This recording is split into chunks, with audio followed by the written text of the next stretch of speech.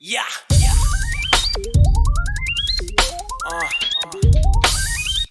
Hey yo, man, it's your time. Man, fuck poverty.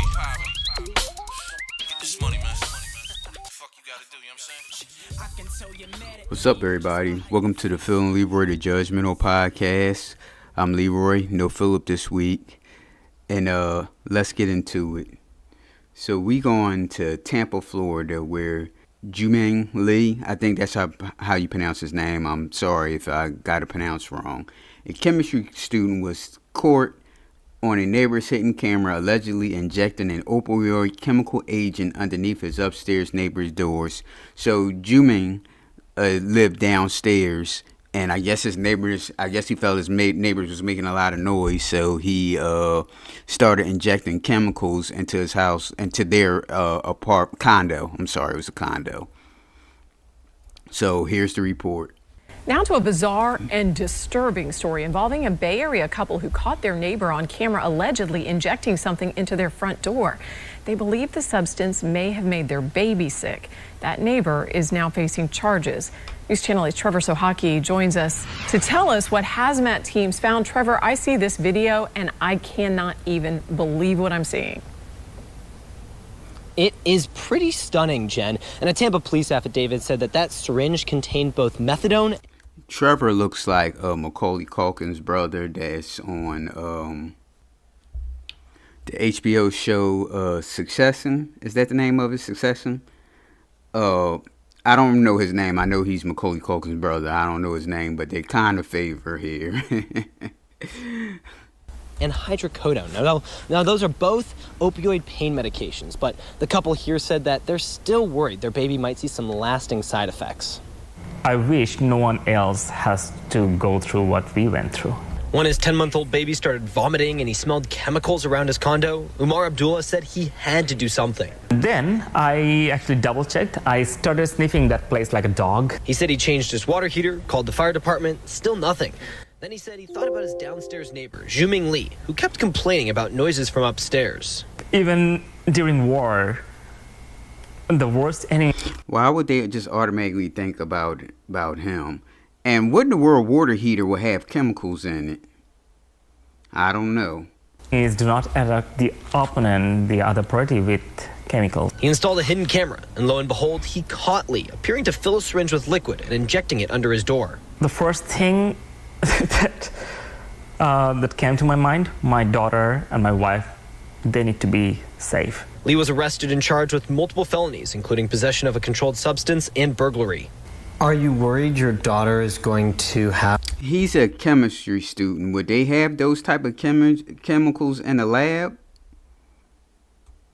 Have some long-term side effects? I don't want to think about it.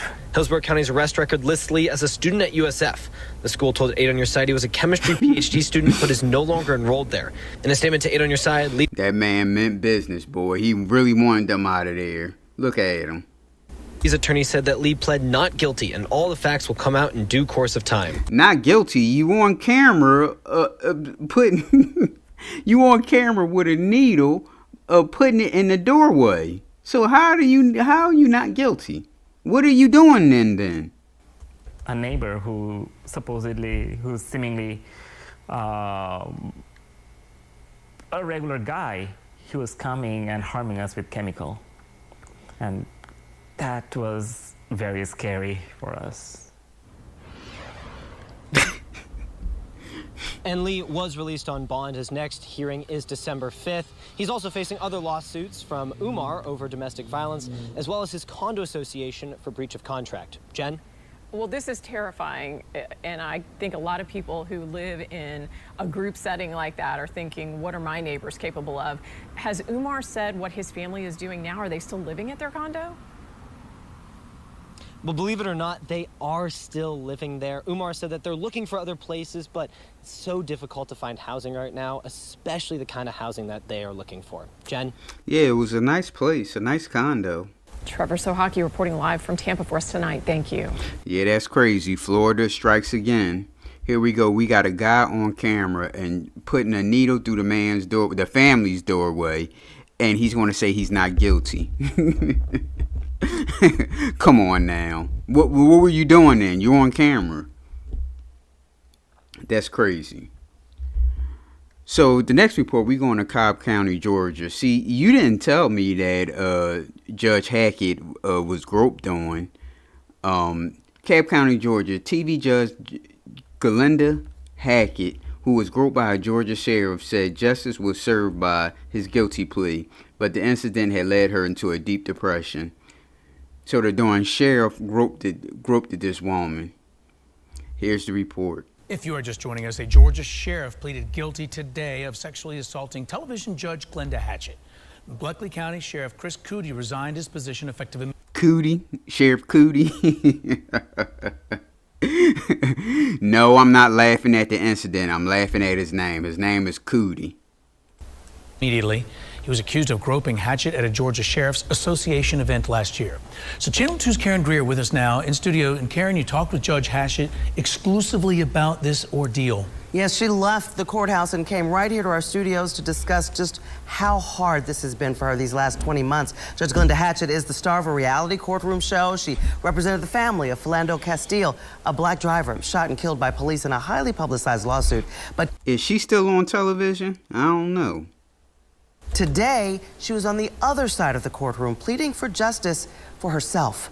Moments after leaving that courtroom, she sat down with me to talk about the deep depression she's endured and why she chose to fight back. He's no longer the sheriff.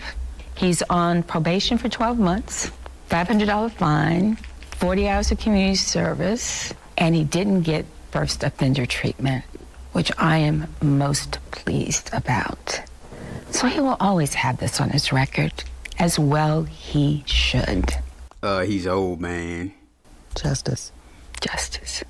In a Cobb County courtroom, Judge Glenda Hatchett tearfully recalls that night in January of 2022 when she attended a reception for the Georgia Sheriff's Association. Hatchett says she was introduced to former Bleckley County Sheriff Christopher Coody. I was being gracious, and I said my family is from Georgia, Troup County, but I don't know where Bleckley County is, and we kind of got that conversation going.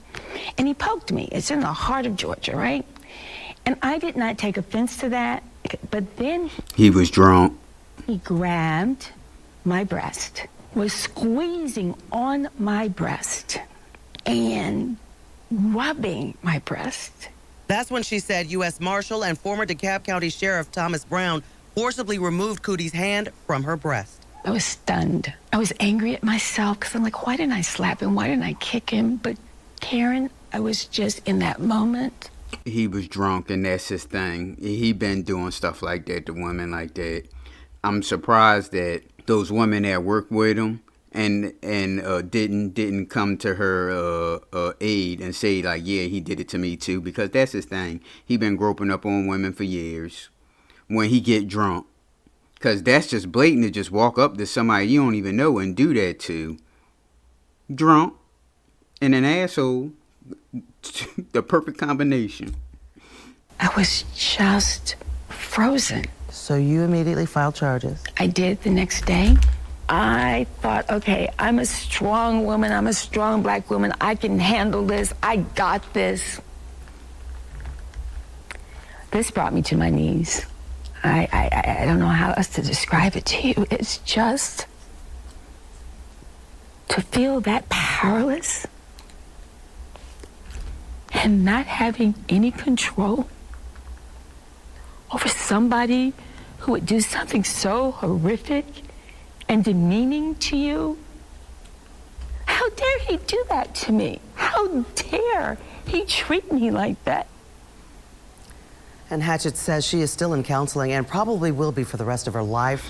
This was something that has definitely changed her and her outlook on victims of assault and abuse. I mean, from feeling powerless, she explains it so powerfully as she talks about all of those emotions. I mean, does she feel, Karen, like justice has been served? She said she is. The one thing she wishes in that courtroom today is that he had looked at her or apologized. And she didn't feel like she got that in today, but she feels like there's finally some closure in this case. Well, that was really moving, and our best to her, because you know, she's obviously working through. Yeah, shout out to Judge, what's her name? Her first name? Glenda Hatchett, Judge Glenda Hatchett. Shout out to her and shout out to her for standing up for herself and putting Sheriff Coody on trial. Again, no, I'm not laughing at the situation. I'm laughing at his name is Coody. Boy, you know that's country. If your last name is Coody. Last but not least, we going to Wilmington, Delaware. Delaware State Police have suspended one of their troopers after the trooper beat down a 15-year-old boy named Jaden after Jaden and his friends were playing a game of Ding Dong Dixie and knocked on the trooper's door. They knocked on the trooper's door. The trooper found him and whooped the kid's ass, a 15-year-old. Here's the report. Back here, a Delaware State trooper is suspended tonight as part of an ongoing investigation into his conduct. This comes after one family says the officer brutally beat a 15-year-old boy. Action News reporter Maggie Kent joins us live from Ellesmere tonight with more on those allegations. Maggie. Well, Rick, they say after reviewing that body camera footage, Delaware State Police suspended this trooper for what they were able to see. Now, there's still ongoing investigations in terms of what happened here, but the family of the 15-year-old boy say he was beaten by that trooper after an innocent game went wrong. These photos show the injury sustained by a 15-year-old Wilmington boy. His orbital bone is broken. He'll need surgery. He suffered a concussion and cuts and bruises surround his body. His family has hired an attorney after they say these injuries came at the hands of a Delaware State trooper. There are bruises all over his body. There's bruises on his shoulder. There's bruises on his chest. There's bruises on the back of his neck. The family claims on Monday the boy and 3 friends were playing a game of Ding Dong Ditch, ringing doorbells and running away. See, we called it Ding Dong Dixie. They call it Ding Dong Ditch. I guess we back then had it wrong. I don't know. When they inadvertently rang the bell of this state trooper. They say moments later, the officer and his partner found the group of 4 boys and arrested them. He was roughed up on the ground while handcuffed, and he also was given a blind haymaker punch by a state trooper while he was shining a flashlight into Jaden's eyes. Delaware State Police released a statement saying the trooper... So to beat that kid up like that, I think is more to the story. Not to say that the trooper was right, but I think it was more stuff going on for him to beat the kid like that because they was playing a game of Ding Dong Ditch, as the news called it, ditch. Something ain't right here. Were wearing department-issued body cameras. And after reviewing that footage, the officer accused of assault has been suspended while the investigation... Well, they have the body cam, so why they didn't fire the sheriff? The trooper, I'm sorry, not sheriff. ...is pending. That investigation is also into whether that state trooper's partner did or didn't intervene appropriately. I asked the lawyer about those boys being arrested. No, that trooper just stood there and watched. If any charges were filed, he said they're not facing any charges for anything that they did. We're in Ellesmere. Maggie Kent, Channel 6 Action News. Rick. Yeah, that trooper, the partner trooper just stood there and watched. He ain't do anything. You know, they always got each other's back like that. All right, ladies and gentlemen, thank you for listening to us. You can reach the Judgementals on Facebook, Twitter, TikTok, and YouTube at pnljudgementals, Instagram at _Judgementals, or you can email us at pnljudgementals@gmail.com. A little short episode for y'all. So thank you for listening. Have a good day.